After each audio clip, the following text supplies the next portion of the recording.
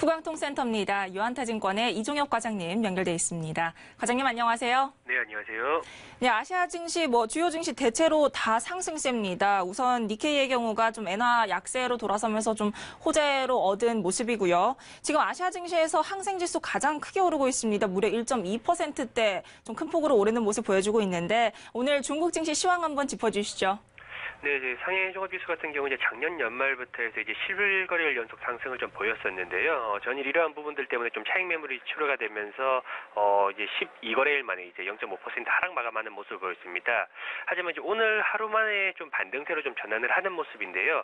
아무래도 이제 중국 기업들의 이제 실적 개선에 대한 좀 기대감들이 좀 반영이 되고 있다라고 봐야 될 것 같습니다. 오늘 이제 중국 국유 기업들의 이제 2017년 매출액과 좀 순이익이 이제 발표가 됐는데 국유 기업들 같은 경우 이제 매출액이 이제 전년 대비해서 약 13% 정도 증가했고 순이익 역시 15% 이제 증가를 하는 모습을 보였습니다. 즉 작년 중국 증시의 주가 상승률이 이제 6.8% 수준에 좀 불과했는데 오히려 이제 국유 기업의 이익 개선들은 주가 상승률보다 훨씬 큰 15% 이상의 성장을 보였다라고 하게 되는 부분들은 이러한 부분들은 이제 좀 중국 증시의 좀 하방을 보다 더 견고하게 할 것으로 판단을 하고 있습니다. 그리고 오늘 좀 특징적인 부분들은 이제 업종별 간의 좀 차별화 양상들이 좀 보여주고 있는데요.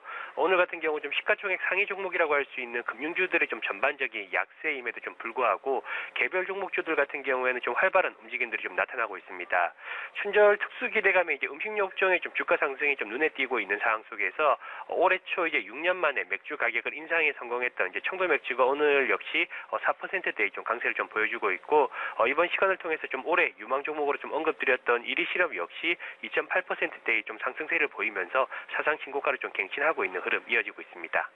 네, 국유 기업들의 실적 개선 기대감에 증시 좋은 모습 보여주고 있는 것 같은데요. 특히 항생 지수의 전체 텐센트 홀딩스 같은 경우 1.99% 급등세 보여주면서 좀 지수 상승을 견인하고 있는 것 같습니다. 자, 이런 상승장 속에서 살펴보아야 할 이슈 그리고 관심 종목은 어떤 게 있을까요?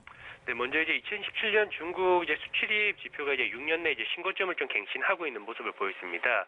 오늘 중국 상무부는 이제 2017년 중국의 좀 수출입 지표를 좀 발표를 했는데요. 2017년 중국 수출입 규모는 전년보다 약 14.2% 증가를 좀 보인 가운데 수출과 수입은 각각 전년비 10.8% 그리고 이제 18.7% 증가를 하는 모습을 보였습니다.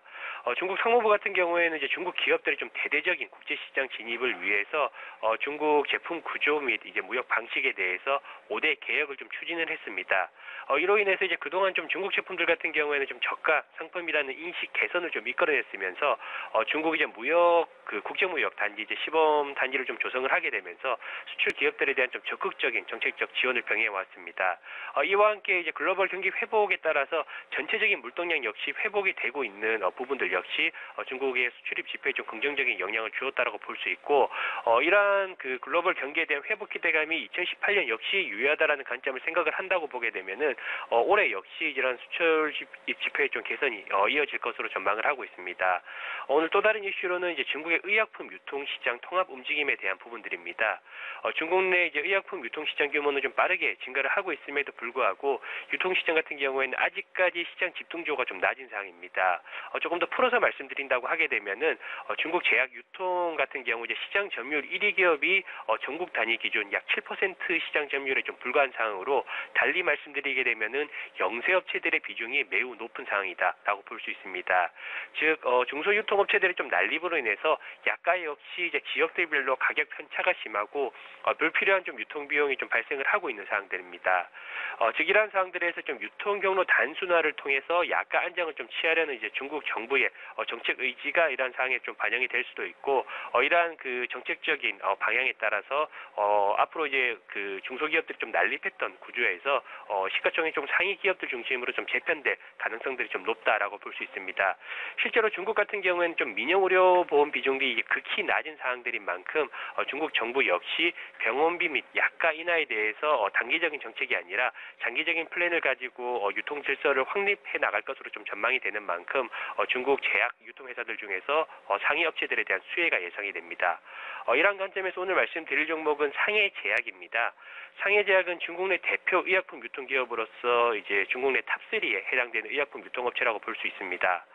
특히 상해 지역 기준으로는 의약품 유통시장 점유율이 이제 45%로 압도적인 좀 1위를 좀 기록을 하고 있고, 주요 지역 그 취급 의약 품목 같은 경우에는 항생제 그리고 이제 심장 질환에서부터 중의약 그리고 이제 제네릭 약품까지 다양한 이제 영업 포트폴리오를 가지고 있는 상황입니다. 전체적인 매출 비중은 이제 의약품 유통이 이제 88%를 차지를 하고 있고, 의약품 제조 비중이 이제 12%로 구성이 되어 있는데, 최근에 좀 적극적인 인수합병을 통해서 외형 성장과 함께 전국 시장 점유율 역시 공격적으로 늘려가고 있습니다. 실제로 2010년만 하더라도 전국 단위 시장 점유율은 3% 초반에 불과했지만은 최근은 이제 6% 중반까지 좀 높아지는 등 중국 의약품 유통 시장에서 입지가 보다 견고해지고 있는 상황입니다. 이러한 그 외형 성장과 함께 양호한 실적 개선 역시 이어지고 있는데요. 2017년 3분기까지 누적 매출액 같은 경우에는 전년 동기 대비 이제 9.4% 증가를 하였고, 순이익 역시 이제 9.4% 이제 증가를 하는 모습을 보였습니다.